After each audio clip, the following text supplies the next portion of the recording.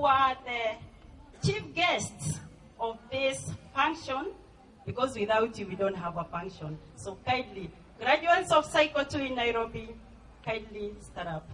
3 months of which was a series of trainings, and 3 months of which was workplace experience. Clap for them, the rest of you. Okay, sit down, thank you.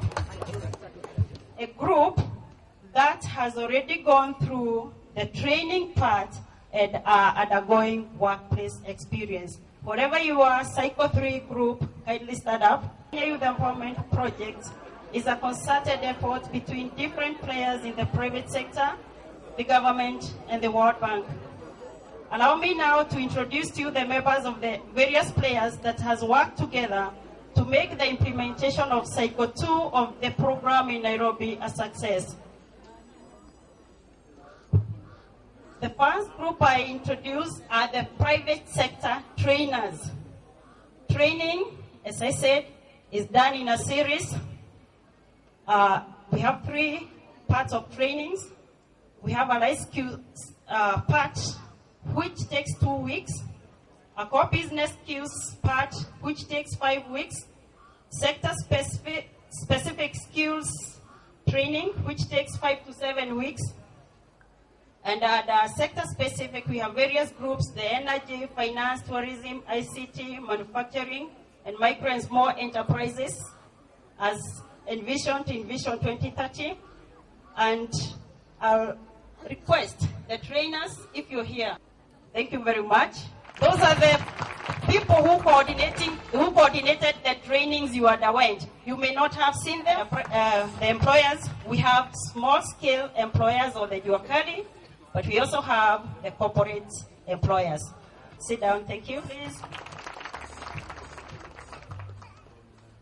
These are the ones who provide oversight or supervision role to the KYP team that is under the KEPSA. Then we have the Ministry of Youth Affairs and Sports, the former Ministry of Youth Affairs and Sports. They provide overall oversight of the KYP and also assist in implementation. Do we have any district youth officers with us?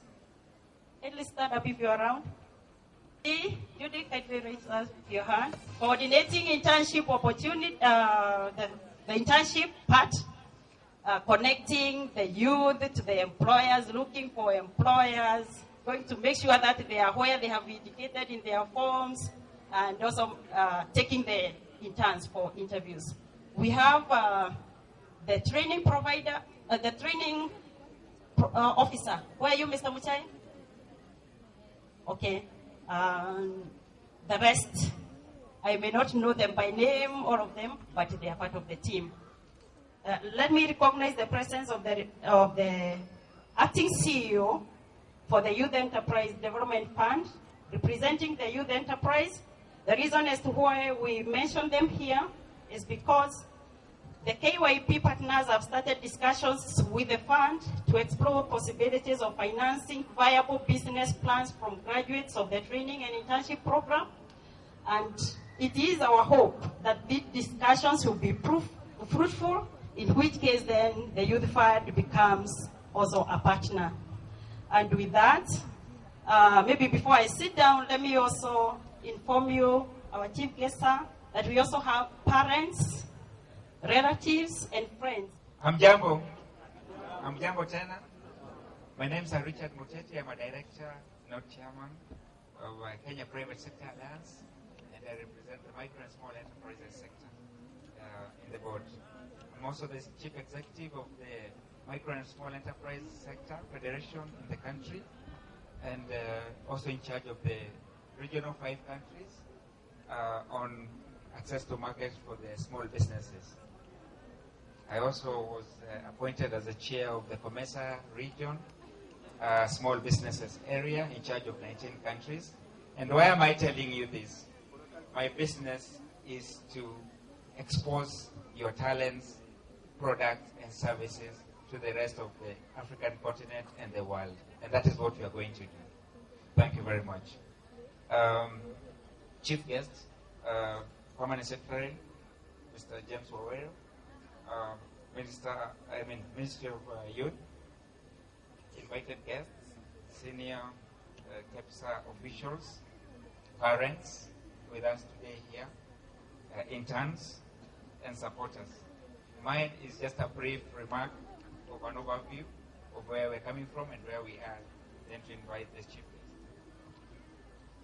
I would like to inform you that this project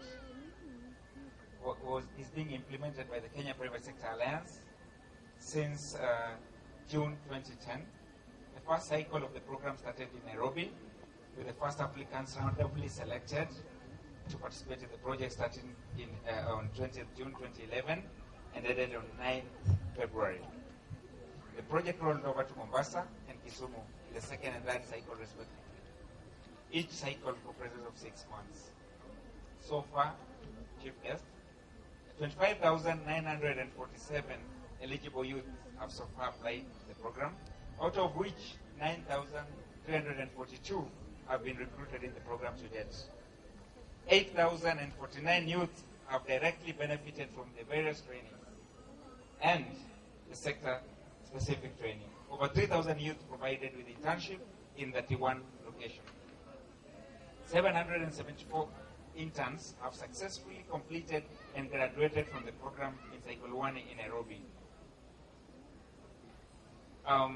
Cycle 2 beneficiary assessment recently conducted revealed that the program was overall received both by the interns and employers, as evidenced by the overall statistical survey that shows 87 and 78 respectively. Mombasa first graduation ceremony was successfully held on 24th May 2013, out of 406, of which 168 were female. In Nairobi, Chief Guests, a total of 5,500 youths have so far benefited from training in the program from the 2 to 4 cycle. Out of 900 interns successfully placed with employers in Cycle 2, a total of 772, 335 being female, are graduating. Chief guests and invited guests, I'm honored to stand here today to represent KEPSA in giving these remarks. I would like to add some of our personal observations that there is so many initiatives that involve the youth in this country, and most of the initiatives overlap each other. This is the only project that I've seen that has results that can be seen and touched. Please clap for this project. And I appeal to our partners, and especially the government, that we may be able to sit down and evaluate all the programs that are meant for the youth in this country, so that we are able to see what levels of intervention each program can be able to add value to whatever is happening. I'm happy that the Youth Enterprise Fund today is represented by a very able, young, acting chief executive. I'm happy to note that now they are joining the process of adding value to this program, and we would like to call upon to all the employers of this country to accept young interns in their institutions. If all employers accepted interns in their institutions, would we have any problems in the youth? So we need to turn this into a national movement. This is the only thing that would support the Jubilee expectations of empowering the young people in this country. Thank you very much.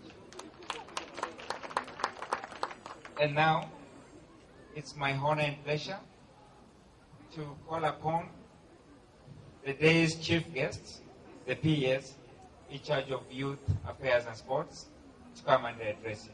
Thank you very much. Can we get a big round of applause than that one? Thank you very much.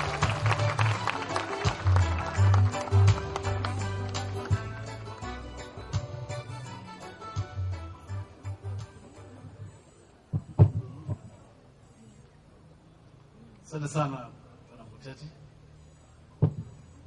CEO of Youth Enterprise Fund, wenzangu kutoka Wizara ya Mambo ya Vijana, wakilishi wa KEPSA, ambayo mnamaliza internship leo na wazazi yenu na wageni wote, hamjambo? Nimefurahi sana kufika hapa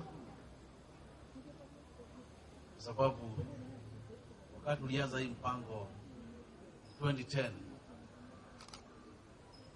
tulikuwa tunafikiria tutafika hii kiwango, na nimefurahi sana ile wale vijana tumepata leo. Vile mmesikia, tumekuwa na vijana zaidi ya 25,000 ambao wamepitia hii mpango tangu anzishwe.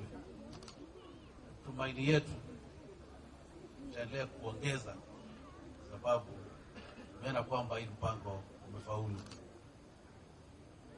I'm therefore very delighted to be present here today to witness the graduation of participants of Cycle 2 of the Training and Internship Program under the Kenya Private Sector Alliance.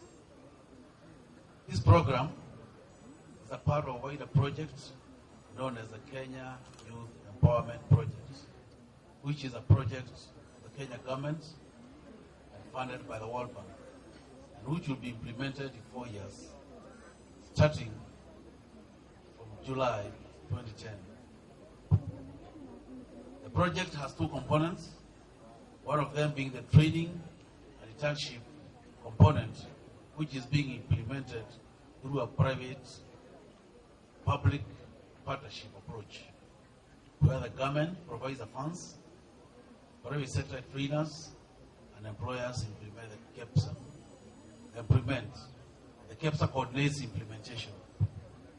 The government and the World Bank then monitors progress and implementation and utilization of the funds. The second component is capacity building and policy development for the Ministry of Youth Affairs and Sports. The government acknowledges unemployment as the biggest challenge facing the youth in Kenya. Currently, youth population aged between 18 and 35 years is estimated at 12 million. It is also estimated that 67% of the unemployed are the youth, majority of them being women. The unemployment challenge becomes complicated considering that 92% of the youth lack the necessary skills to compete in the labor market, and that due to high poverty levels, they are unable to acquire relevant employable skills. The Kenya Empowerment Project endeavors in a small way to address the unemployment issue, and specifically the lack of employability, skills, as well as lack of experience. The objective of the project is to support the government's effort to enhance youth employability by providing them with skills and workplace experience in the private sector. Through piloting of the training and internship program at KEPSA, the project seeks to find out if youth who complete the program stand a better chance of getting either formal or self-employment or going back for further education as compared to other youth of similar eligibility but who do not participate in the program. The program is implemented in 3 sites: Nairobi, Mombasa, and Kisumu. It targets to train approximately 16,000 youth and provide 11,000 internships over the 4-year period.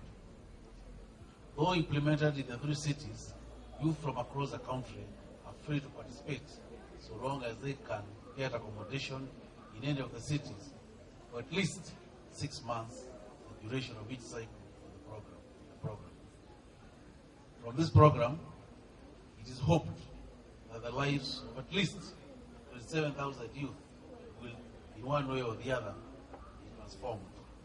The government will then capture lessons learned and use this as a guide in scaling up project to reach all corners of the country.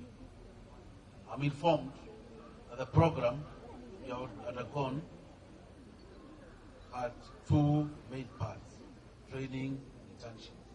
And that the curricula used for the training part was designed following a training needs analysis which focused on private sector players.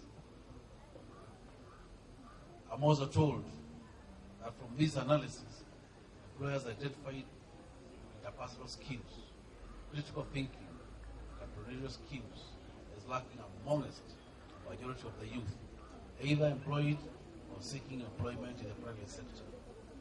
It is my hope that the life skills, core business and entrepreneurship skills we have received through this program have prepared you well to fit in the business and environment, either as employees or as employers. It is my hope, too, that internships or the internship part provided you with a workplace experience that is often a critical condition for my employment. I believe the program has added some value to your life, that it has increased your competitiveness in the job market, in addition to equipping you with knowledge and skills to start individual businesses that can employ more youth.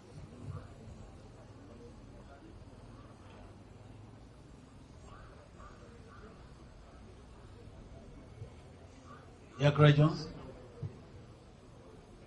I'm very sure that after this, you are going to be very happy either to go back where you have been or to go out and look for employment.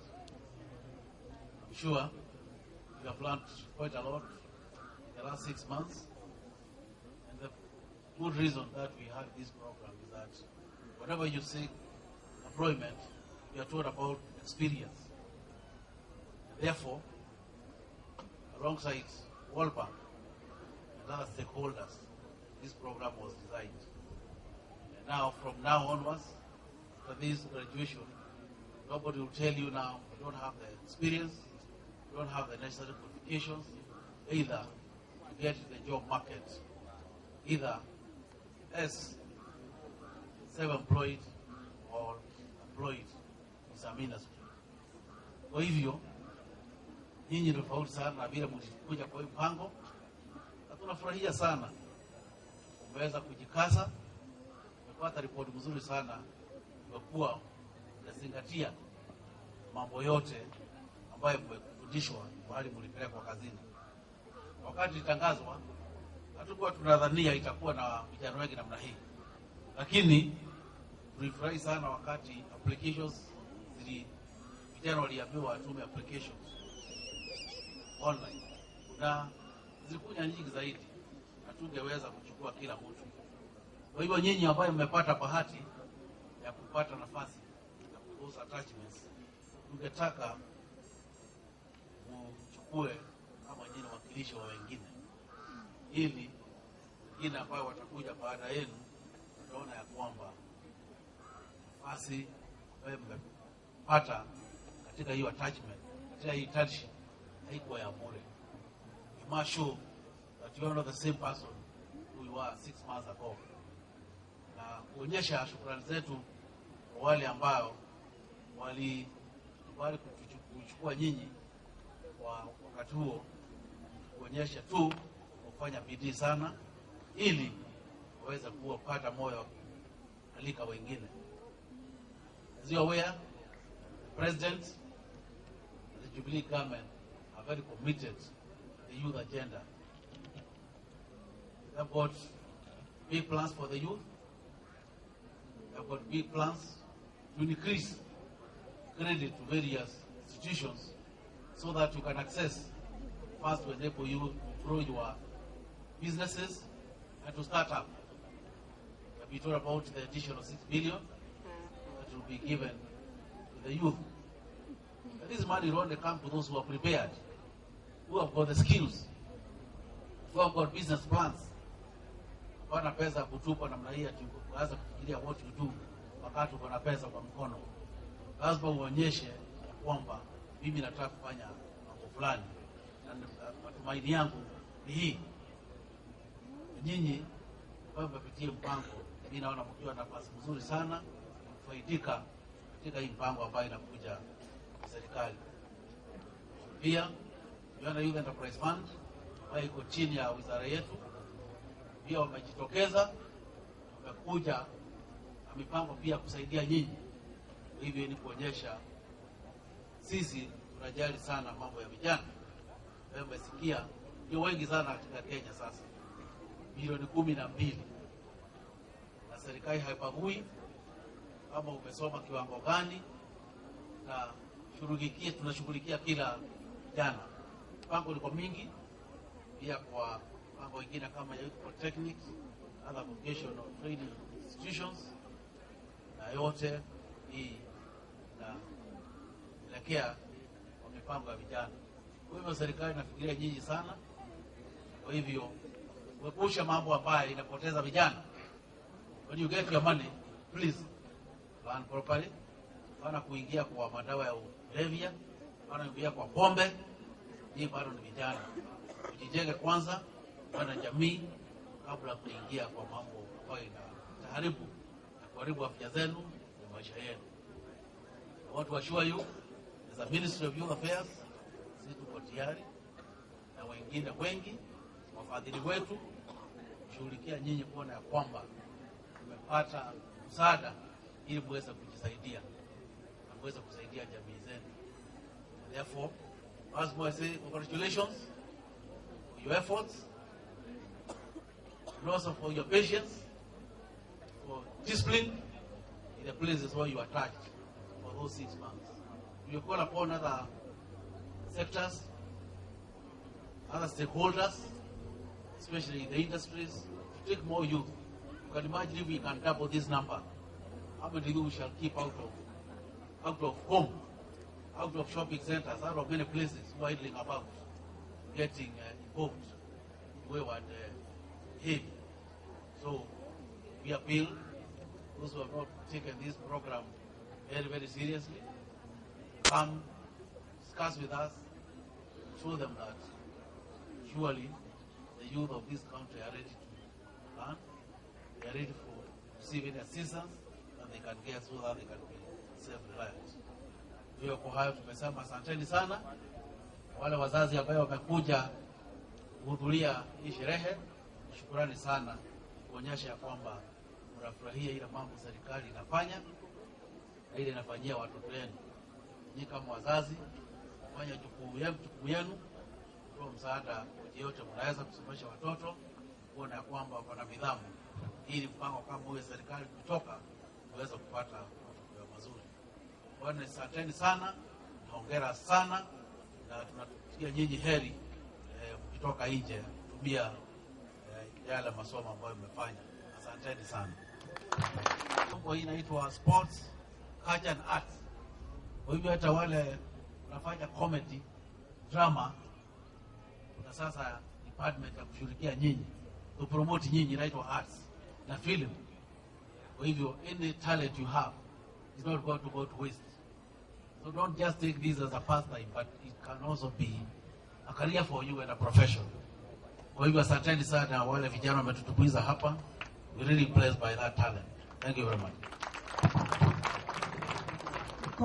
Agnes Ongonga, Alex Njogu, Alex Awodi, Alex Musango, Alex Muhunzu, Alexander Ayodi, Alfred Omondi, Alice Njoki, Alan Chitila, Alan Robin, Amos Ndahira, Amos Gaitungu, Anastasia Wanjiko, Andrew Simiu, Andrew Omari, Angela Nyambura, Angelina Kinyi, Ann Waithera, Ann Sophia Wanjiru, Anna Mwende, Ann Wanjiru, Ann Nyokabi, Anthony Kimani, Anthony Maswili, Arthur Ogara, Asmin David, Augustine Bui, Austin Otieno, Ayub Okech, Bansi Wanjovi, Baron Neville, Beatrice Awino, Beatrice Anyango, Beatrice Akinyi, Beatrice Njoki, Befin Kavugui, Belinda Akoth, Bernard Makau, Bernard Onyango, Benedict Odhiambo, Bernard Kiragu, Benjamin Wambui, Benjamin Timotheo, Benson Masitsa, Benson Marita, Benson Nirungu, Berita Kayanga, Bernard Mwangi, Bernard Kamau, Benedetta Mwendi, Beth Achieng, Beth Njeri, Bethwel Abuya, Bilha Wanjiko, Bob Ochuodo, Boniface Chalo, Boniface Ouma, Boniface Shisanda, Boniface Juma, Boniface Maina, Boniface Mutiso, Boniface Ochieng, Brenda Chepkorir, Brenda Phoebe, Brian Oyo, Brian Karanja, Brian Kea, Brian Mark, Byron Oluoch, Caleb Oduor, Calvin Basweti, Karen Akinyi, Caroline Wanjiru, Caroline Mudhoni, Caroline Wambura, Caroline Wamuyu, Caroline Nauma, Caroline Atieno, Caroline Wanjiru, Caroline Akoth, Caroline Wambui, Caroline Nasambu,